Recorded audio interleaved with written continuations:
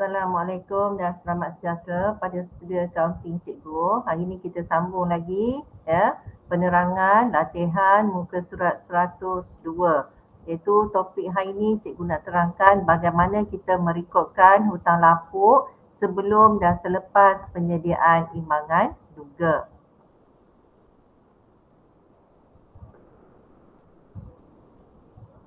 Okey.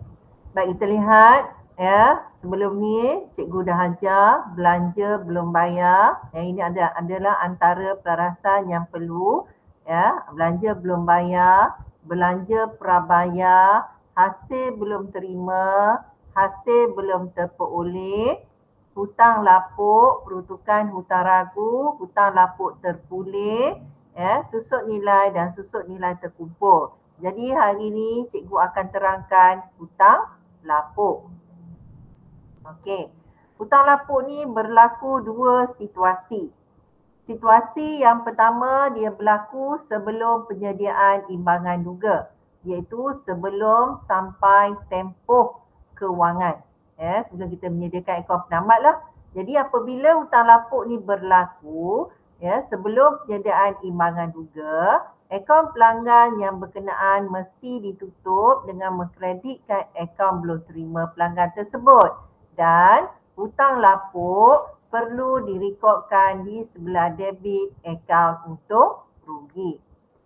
Okey, ini adalah situasi sebelum penyediaan imbangan duga. Tempoh perakaunan perniagaan Ahliong berakhir 31 Disember 2008. Pada 2 Mei 2008, Faizal, salah seorang pelanggan, telah meninggal dunia dan baki hutangnya 1,120 dihapuskan sebagai hutang lapuk. Jadi Faizal telah meninggal dunia dan hutangnya 1,120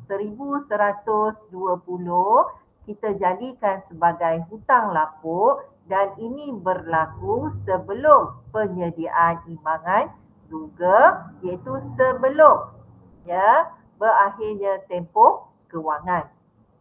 Jadi apa perlu kita buat? Kita kena tutup akaun Faizal. Kita tengok akaun Faizal Okay, akaun Faizal ni baki dia ada 1,120. Kita kena tutup dia dengan mengkreditkan akaun Faizal hutang lapuk berlaku pada Mei 2 1,120. Jadi debit dan kredit dia telah seimbang, bermakna akaun Faizal ni kita telah tutup. Hutang lapuk tu hantar ke mana? Ke akaun hutang lapuk di sebelah debit. Okey, Mei 2 Faizal 1,120. Dan akaun hutang lapuk ni kita perlu buat catatan penutupan di mana kita perlu pindahkan hutang lapuk ni ke akaun untung rugi. Nampak? Cikgu rekodkan di sebelah kredit, akaun untung rugi 1,120 dan kita pindahkan ke akaun untung rugi di sebelah debit, butir dia hutang lapuk 1,120. Ini berlaku jika hutang lapuk tu berlaku sebelum penyediaan imbangan duga. Okey, bagaimana pula selepas imbangan duga kita dah sediakan, kita dah sediakan akaun penamat sebagainya, kita dapati ada hutang lapuk yang berlaku.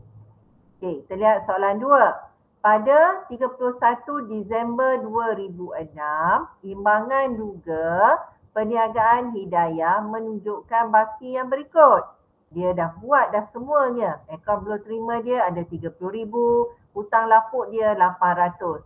Tetapi seorang pelanggan telah didapati muflis dan baki hutangnya 1,200 dihapuskan sebagai hutang lapuk. Bila imbangan juga telah disediakan, jadi bagaimana kita nak buat pembetulan? Kita kena betulkan di akaun untung rugi. Bagaimana nak betulkan? Sebelum ni hutang lapuk 800 tetapi pertambahan 1,200. Jadi hutang lapuknya dah jadi 2,000. Dan di penyata kedudukan kewangan pula, kita kena betulkan akaun belum terima. Sebelum ni 30,000, tetapi berlakunya hutang lapuk selepas imbangan juga.